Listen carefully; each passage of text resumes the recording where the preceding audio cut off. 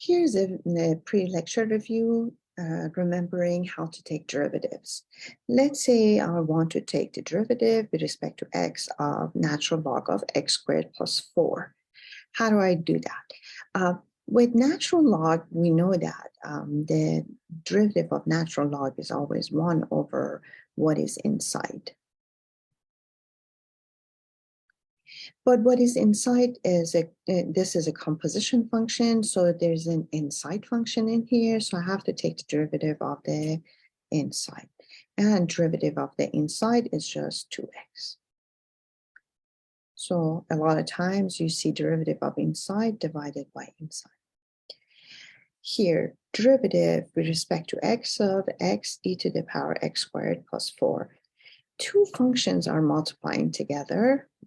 Both of them are non-constant. So I have to use a product rule. This can be the first function, that can be the second function. And the second function is a composition function because the exponent is not just x, it's x squared plus 4. So take the derivative of the first function, that's 1 times the second function. Then keep the first function, take the derivative of second function. With the exponential, I have to write the exponential down. Then I have to multiply by because it's a composition function, by the derivative of inside.